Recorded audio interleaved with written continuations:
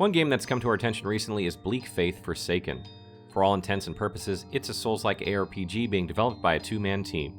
You heard that right, Bleak Faith is being created by just two people. In this video, we'll fill you in on this game that aims to release in Q1 or Q2 of next year, with early access coming this fall. Bleak Faith Forsaken is a third-person, open-world survival horror action RPG set in a universe you've never experienced before. Play as one of the Forsaken, the last frontier of humanity against the growing horrors of the Omnistructure. As you find yourself stranded in a faraway outpost, you must adapt in order to survive. The world won't wait for you though, you must venture into the unknown, your faith will decide your fate.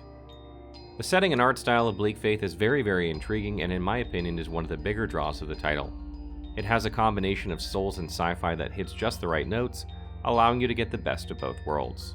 It's dark, mysterious, and provides players with a reason to explore at their own peril. Players will play as Forsaken, one of a legion of hunters that are condemned to protect the little that remains of humanity. However, the nature of your existence is not immediately clear, and you must explore the Omnistructure in order to find out what's really happening. The developers promise a world full of lore with every aspect crafted with the utmost passion and dedication to art. Time will tell if this proves true. Bleak Faith Forsaken is an open-world ARPG which reminds me a lot of Dark Souls, and allows players to go whichever direction they want, whether they should or not. The idea is to provide players with a sense of wonder and freedom while they traverse the mysterious landscape searching for their purpose.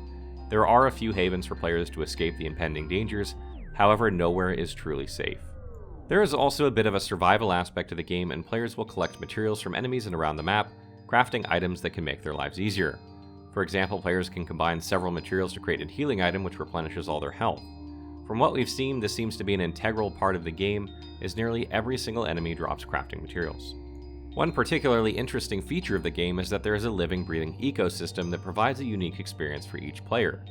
There are apex predators that will attack other enemies, sort of like Monster Hunter World, so you never really know what you will encounter. The longer you take, the more things may change before you reach your destination, and some of these predators may have already died due to constant infighting. The combat of Bleak Faith Forsaken uses a similar system to Dark Souls in that players will consume stamina by light or heavy attacking, and can block or parry enemies, allowing for an opening to counterattack. There's also an execute feature that allows you to finish off enemies that are knocked to the ground, which occurs quite often. Perhaps the biggest difference is that there is no lock-on, making all combat manual.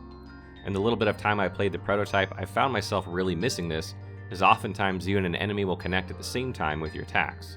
And because the build I played didn't have collision detection, you would pass through the enemy and that would end up with it directly behind you, and your camera does not automatically turn since there is no lock-on. This puts you in a bad situation constantly, since enemies can turn very quickly, but you cannot. Players will also have weapon and class skills, but these were not present in the build I played, and the game does feature a leveling system. This allows the player to create the sort of character they wish, and should provide some replayability via builds. I don't have a lot of information on the variety of these, but there were 2 playable classes in the prototype demo. Final thoughts. Bleak Faith Forsaken is aiming very high for a 2-man development team, and one has to wonder if they'll be able to deliver on early access this fall, and a Q1, Q2 release next year on PC, with a console release at an undisclosed time afterwards. From what I've seen from the prototype, they have a lot of work to do to make this happen, but perhaps their dedication and passion can carry them through. The last 2-person dev team I can think of was Scott Studios, and Salt and Sanctuary still remains one of my favorite indie games to date. If you like what you see and you don't want to leave things to chance, you can help back the project on Kickstarter. The game has 2 weeks left at the time of this video, and these guys can use all the help they can get. I can't be the only one out there that's tired of being fucked over by large studios delivering the bare minimum year in and year out in order to hit their profit margins, while people who still have passion for gaming get overlooked. The game is supposed to be 30 hours long and will retail somewhere around $30 USD at launch, based on what is listed on their Kickstarter.